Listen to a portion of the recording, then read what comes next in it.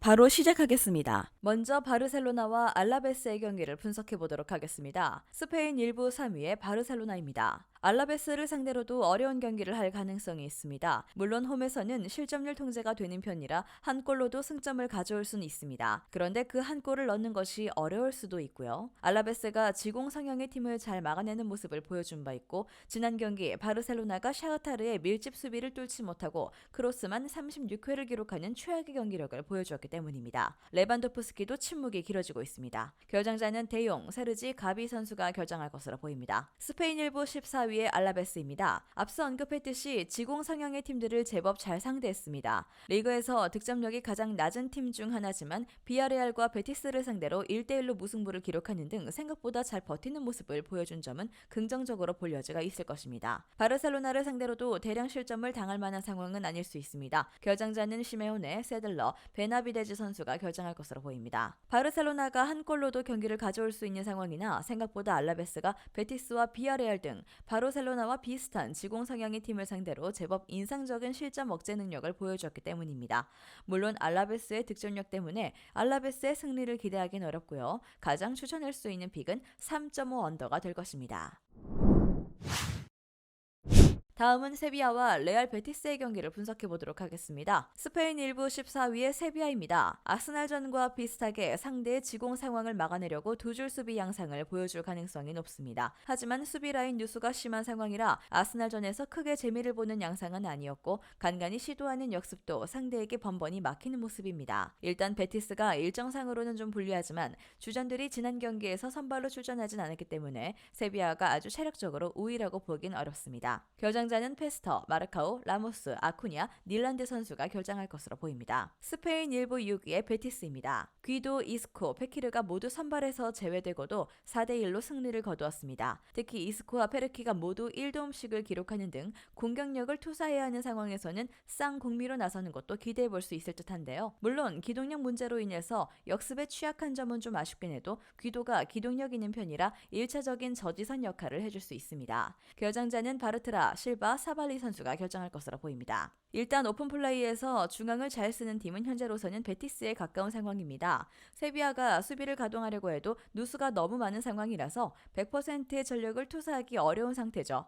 체력적인 부분도 베티스가 유로파리그 경기에서 로테이션을 돌려 아주 큰 영향이 있진 않을 듯합니다. 베티스가 이겨도 이상하지 않을 것입니다.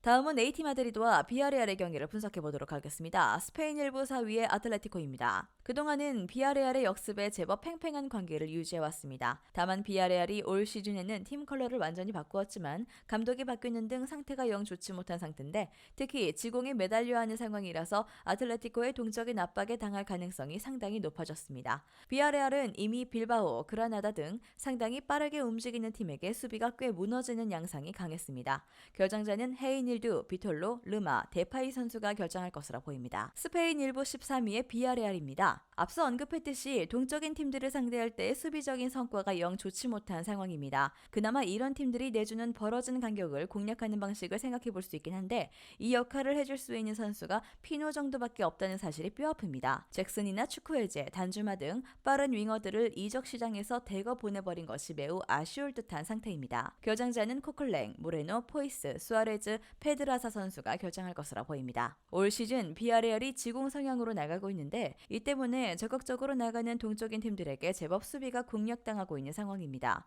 아틀레티코는 라리가에서 동적으로 움직이는 팀들 중 가장 강한 전력인데요. 아틀레티코도 틈이 좀 나오긴 하지만 비아레알의 스쿼드상 이를 공략할 기동력이 부족할 수 있습니다. 아틀레티코의 승리를 기대해봅니다.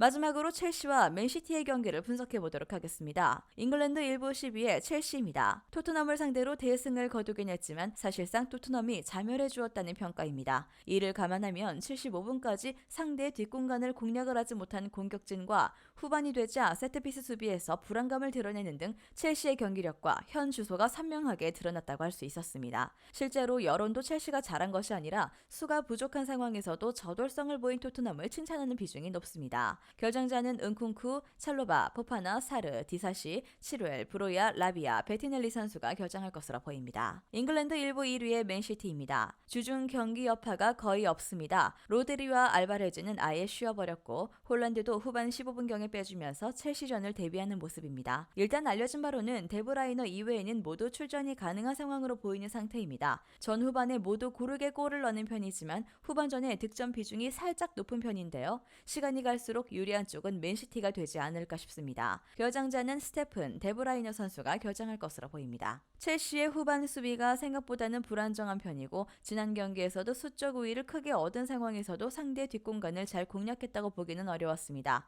맨시티의 경우 주중 경기가 있었지만 주전들의 체력적인 부담은 거의 없다고 해도 과언은 아니죠. 맨시티가 생각보다 압도적인 상황일 듯합니다. 영상에서 알려드리는 내용들은 모두 1차 분석 내용들이며 2차 분석과 최종 조합픽은 영상 하단 고정 댓글 링크로 문의 주시면 안내 도와드리도록 하겠습니다. 시청해주셔서 감사합니다.